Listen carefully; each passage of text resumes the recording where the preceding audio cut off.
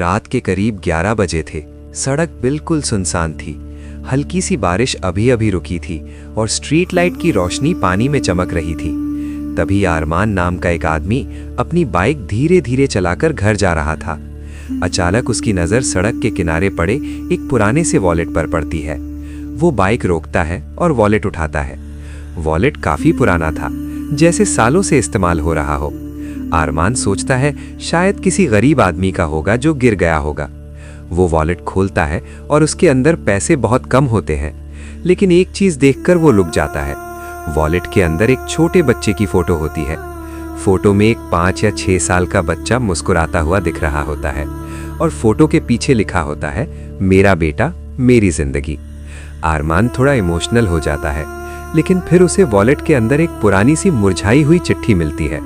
वो चिट्ठी खोलता है और पढ़ना शुरू करता है।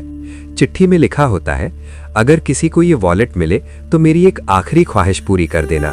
मेरा नाम रहीम है और अगर मुमकिन हो तो इस फोटो में जो बच्चा है उसे कह देना कि उसका बाप उसे कभी भूला नहीं।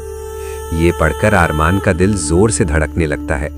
उसे लगता है कि ये कोई आम कहानी नहीं है, शायद किसी की पूरी जिंदगी का राज इस वॉलेट में छुपा हुआ है।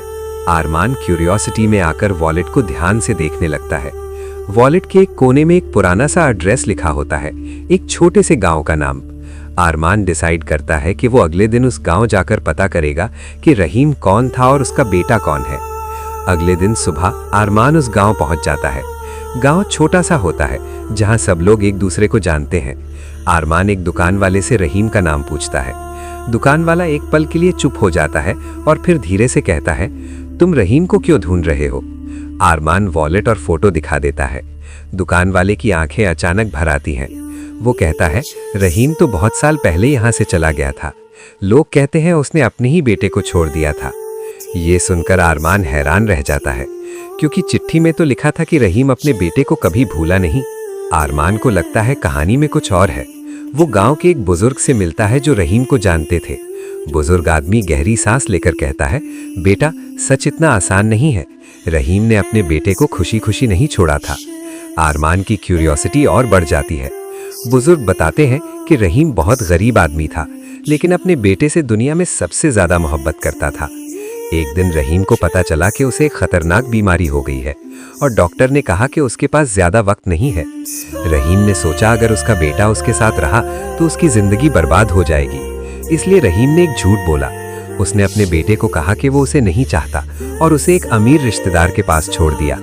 गांव वालों को लगा रहीम ने अपने बेटे को छोड़ दिया, लेकिन असल में वो अपने बेटे की जिंदगी बचाने के लिए खुद को बुरा बना रहा था। ये सुनकर अरमान का दिल भर आता है, लेकिन कहानी अभी खत्म नहीं होती।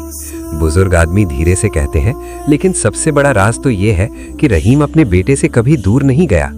अरमान हैरान होकर पूछता है, मतलब? बुजुर्ग बताते हैं कि रहीम सालों तक चुप चुप कर दूर से अपने बेटे को देखने आता था। स्कूल के बाहर खड़ा रहता था।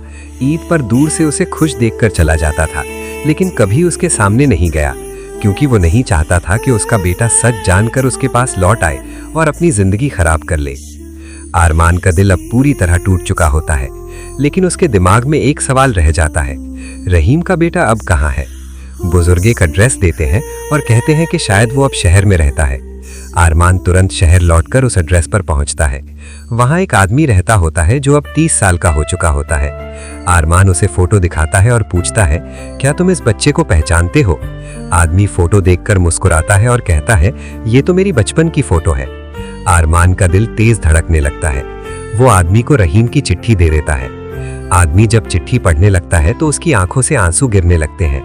उसे पहली बार पता चलता है कि उसका बाप उसे छोड़कर नहीं गया था, बल्कि उसकी खुशी के लिए खुद को बुरा बना दिया था। आदमी रोते हुए कहता है, मैं पूरी जिंदगी अपने बाप से नफरत करता रहा और वो पूरी जिंदगी मुझसे मोहब्बत करता रहा। अरमान धीरे से पूछता है, क्या तुम अपने बाप से मिलना चाहोगे? आदमी चुप हो जाता है और फिर धीरे से कहता है, काश मिल पाता, लेकिन मुझे बताया गया था कि वो 10 साल पहले मर चुके हैं। ये सुनकर दोनों की आंखों में आंसू आ जाते हैं। आदमी फोटो को अपने सीने से लगा लेता है और कहता है, मेरे बाप दुनिया के सबसे अच्छे आदमी थे, लेकिन ये बात समझने में मुझे पूरी जिंदगी लग गई। उस रात अरमान घर लौटते वक्त बस एक ही बात सोच रहा होता है, कभी कभी दुनिया में सबसे बड़ा झूठ भी सिर्फ इसलिए बोला जाता है ताकि किसी अपने की जिंदगी सच में खुश हो सके।